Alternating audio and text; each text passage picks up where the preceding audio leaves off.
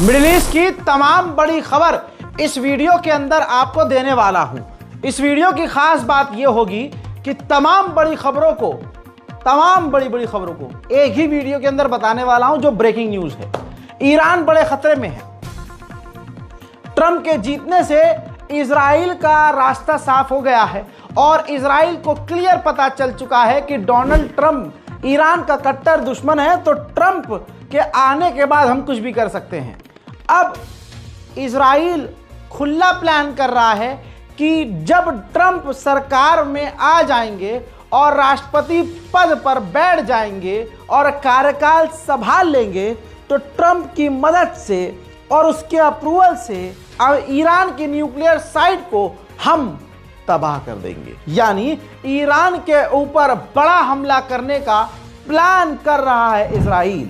इसके अलावा ईरान के ऊपर अमेरिका ने और कड़े प्रतिबंध लगा दिए हैं और जो पाबंदियां लगाई थी उन पाबंदियों को और बढ़ा दिया है। IAEA के जो दूसरे साथी हैं वेस्टर्न, उन्होंने ईरान के खिलाफ प्रपोजल पास कर दिया है कि IAEA के कानूनों को फॉलो नहीं किया है और ईरान ने IAEA के साथ तमाम न्यूक्लियर जानकारी शेयर नहीं की है, जिसके चलते हुए ईरान पर IAEA भी सख्त हो सकता है। उधर ईरान के ऑफिशियल्स ने साफ तौर से कहा है कि वेस्टर्न एंटी ईरानियन जो ये IAEA के जो मेंबर हैं, उनके इस कदम पर हम जवाबी कार्रवाई जरूर करेंगे। उधर ईरान के राष्ट्रपति मसूद पेज़ेश्कियान उस ईरान के इलाके में पहुंचे जहां पिछले कई महीने से आतंकवादियों से डायरेक्ट झड़प चल रही है। सिस्तान बलोचिस्तान के इलाके में राष्ट्रपति के पहुंचने का वीडियो आपके सामने।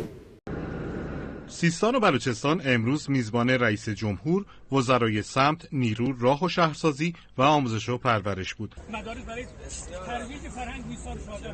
در جریان این سفر وزیر نیرو از کارخانه معدن طلای شهرستان تفتان بازدید و 2 طرح تولید شن و ماسه در شهر نوک‌آباد و کارخانه سنگشکن با ظرفیت تولید 300 تن در ساعت به بهره برداری رسید. همچنین جلسه بررسی مشکلات آب و برق این شهرستان برگزار شد. اولویت رو دادیم به تامین آب شرب و برق روستاها، به خصوص روستاهایی که هنوز از این نعمت برخوردار. वहीं ईरान के राष्ट्रपति मसूद पेज़ेश्कियान ने अपने बयान में अमेरिका इजराइल को जलील किया और कहा कि बताइए, ये वो देश हैं जो मानवता और इंसानियत की बात करते हैं और यही दोनों गाजा, फिलिस्तीन, लेबनान में इंसानियत को कुचल रहे हैं। हमसे बात करने में इनको शर्म आनी चाहिए।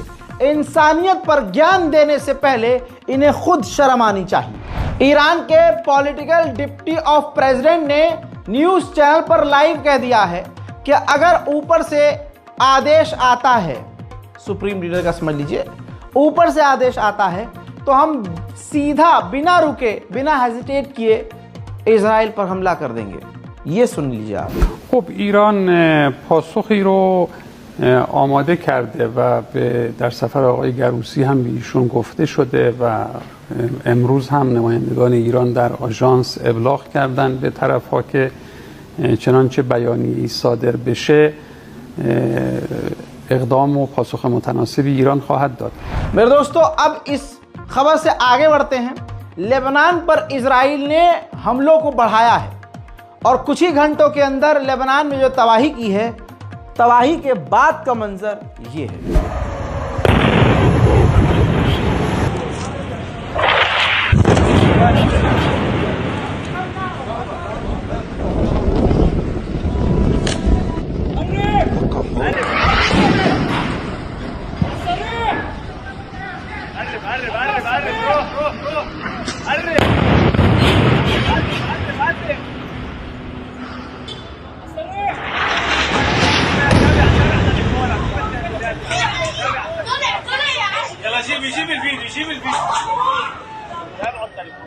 هاي ضربوا هلا عنا ضرب الحاره عنا خيم البص يا حسين قد مسجد ابو بكر الصديق. لبيك يا حسين، لبيك يا حسين، لبيك يا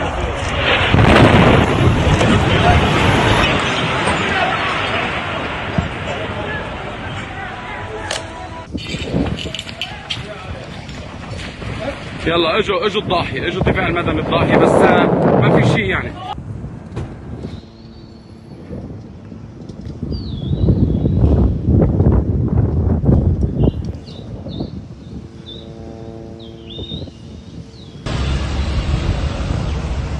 هاي ضربة شكلها ببير العبد.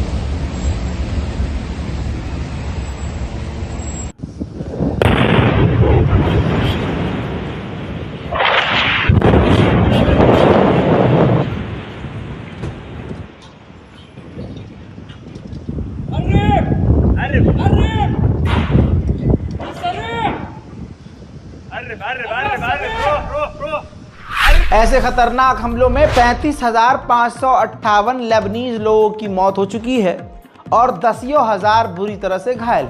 लेटेस्ट जो इजराइल ने हमला लेबनान में किया, 47 लेबनीज की मौत हुई है और ये आंकड़े लगातार बढ़ रहे हैं। जब तक आप ये अपडेट देख रहे होंगे, लेबनान में मौत के आंकड़े और बढ़ चुके होंगे। वहीं इजराइल ने लेबनान के और कई इलाकों को खाली करने का आदेश दे दिया है। इसके बाद वहां पर भी इजराइल हमले शुरू करने वाला है। उधर लेबनान अभी भी पूरी तरह से टक्कर दे रहा है। हिजबुल्लाह बुरी तरह से भिड़ा हुआ है और हिजबुल्लाह ने एक बार फिर से इजराइल के कई इलाकों पर मिसाइल दागी, जिन्हें इजराइल के आयरन डोम न रोक सके, जिससे इजराइल के अंदर भारी तबाही के मंजर सामने आए हैं। अब जो आप तस्वीर देखेंगे इजराइल की बर्बादी और इजराइल में जो भारी नुकसान हुआ है हिजबुल्लाह के हमले से, वो मंजर आप देखेंगे। शेयर जरूर कीजिएगा, देखिए।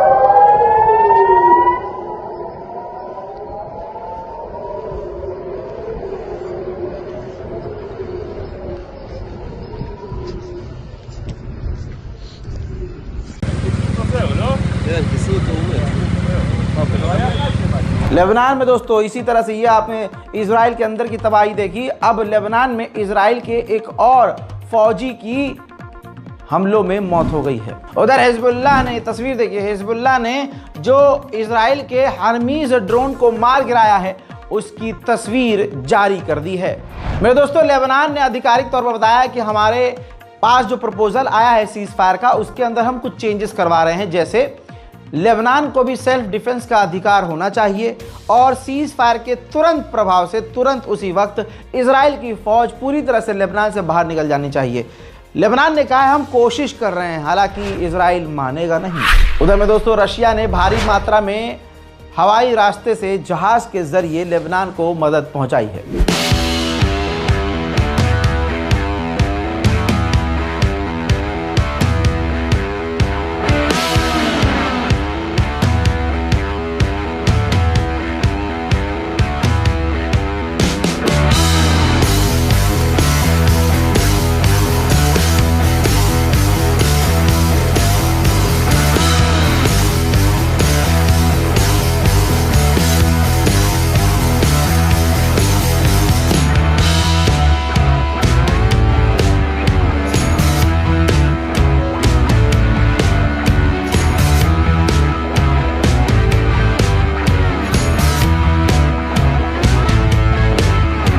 इजराइल ने कामयाबी से लाल सागर से इजराइल के ऊपर तेजी से आते हुए ड्रोन को मार गिराया है।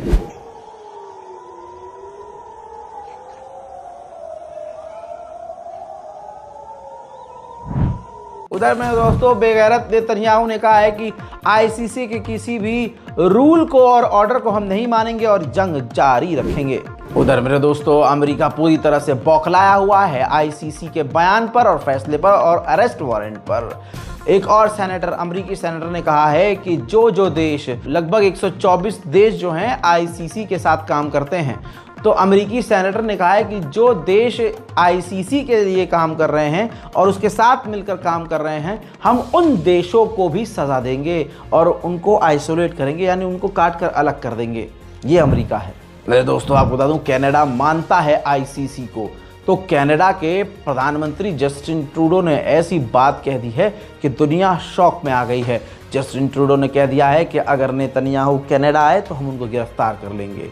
देखिए, First of all, as Canada has always said, it's really important that everyone abide by international law.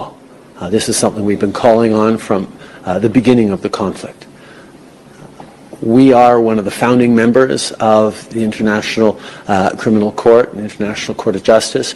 We stand up for international law, and we will abide by all the regulations and rulings of the international courts. This is just who we are as Canadians. Australia, एक Israeli officer, Israeli नेता जाने वाली थी। Australia ने उनके visa को रद्द कर दिया और अपने देश आने से मना कर दिया।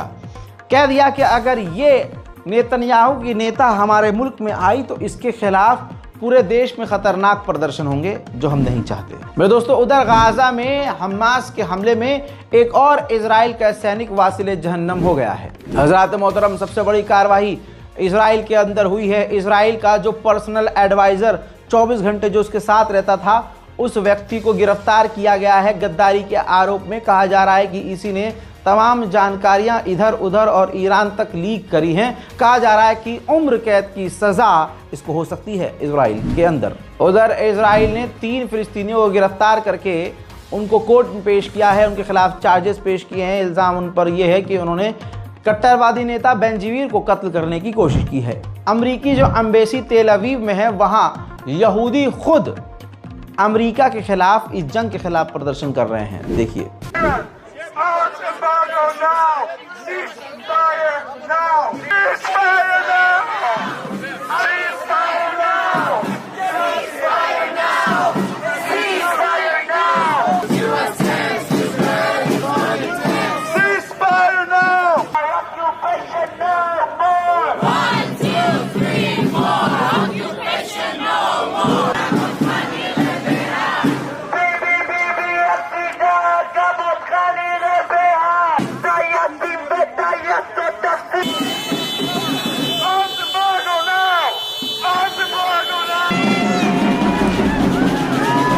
इजराइल ने जो हरामीपना करते हुए इराक को भी धमकी दी और कहा कि हम तुम पर हमला करेंगे। इराक ने तुरंत अरब लीग की मीटिंग बुला ली और अरब लीग की मीटिंग होने के बाद तमाम अरब के देशों ने इजराइल के खिलाफ एकजुटता दिखाई और कहा कि हम हर तरह से इराक के साथ हैं और इजराइल ये गलत कर रहा है। मेरे दोस्तों, इसी मुद्दे पर इराक ने बड़ा ही दिमाग चलाते हुए व्लादिमीर पुतिन से फोन पर बात की है। कहा जा रहा है कि इराक के प्रधानमंत्री ने इजराइल की शिकायत व्लादिमीर पुतिन से की है कि वो हमें बार बार मारने की और हम पर हमला करने की धमकी दे रहा है। उधर इंडोनेशिया ने अरब लीग के मीटिंग के दौरान पूरे अरब देशों से मांग की है कि जितने भी अरब देश हैं वो इजराइल के साथ बिजनेस ट्रेड बंद कर दें। उधर अमेरिका की नाक पे नाक काटते हुए एक बार फिर से यमन के हौथीज ने अमेरिका के MQ-9 रीपर ड्रोन को मार गिराया है। गाजा के अंदर तबाही बहुत ज़्यादा है, बर्बादी बहुत ज़्यादा है, भूख बहुत ज़्यादा है। तस्वीर देखिए, वहाँ बेकरीज लगभग बंद हो चुकी हैं। जो बेकरीज खुली हुई हैं वहाँ पर रोटी और ब्रेड के लिए हजारों की तादाद में भीड़ लगी हुई है। कनाडा में जहां पर फिलिस्तीनी समर्थक कनाडा में प्रदर्शन कर रहे थे, वहीं इजरायली समर्थक आ जाता है और फिलिस्तीनी समर्थकों को परेशान करते हुए कहता है कि पूरे फिलिस्तीन और गाजा पर कारपेट बॉम्ब मारकर सबको तबाह कर दो, यानी एक साथ सबको मिटा दो। देखिए, Carpet bomb Palestine, carpet bomb Palestine. Go to Palestine and fight there.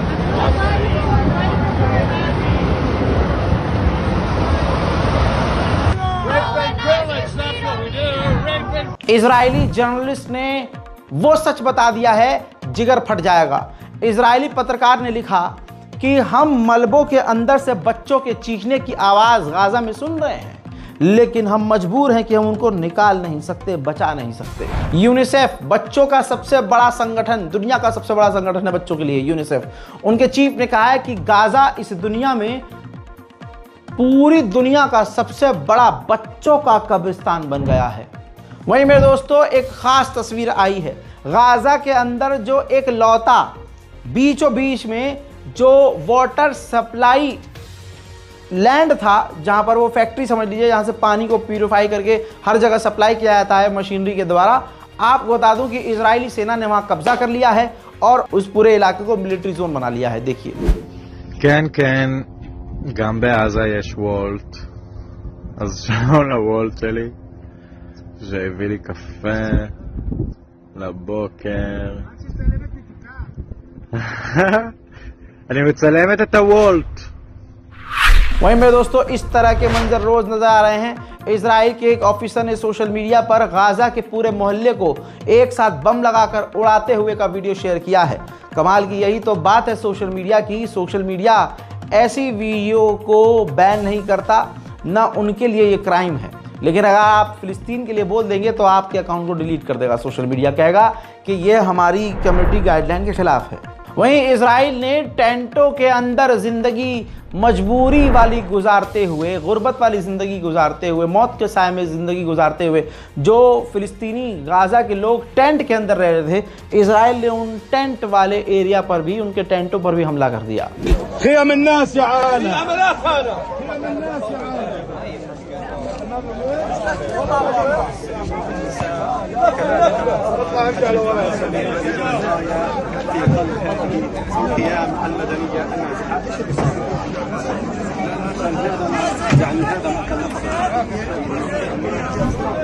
Middle east आई की इन्वेस्टिगेटिव रिपोर्ट यह है कि इजराइल गाजा के अंदर आर्टिफिशियल इंटेलिजेंस से लैस हथियारों का इस्तेमाल कर रहा है फिलिस्तीनियों के खिलाफ, और वो हथियार वो हैं जो उसने भारत की कंपनियों के साथ मिलकर बनाए हैं। वहीं इराक के संगठनों के द्वारा इजराइल के इलाकों पर ड्रोन हमले किए गए हैं।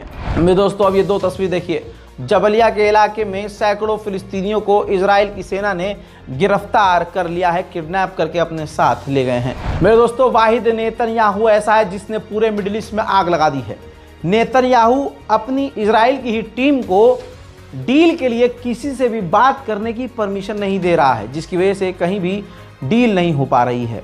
मेरे दोस्तों इजराइल के ही जांच एजेंसियां तैयार हो रही थी और एक ग्रुप बनाया जा रहा था कि 7 अक्टूबर को हमला हुआ है जो, उस पर रिसर्च करी जाए, इन्वेस्टिगेशन की जाए, इसमें किसकी गलती थी, किसकी कहाँ क्या गलती थी, किसने गद्दारी की, इसकी पूरी जांच होनी थी।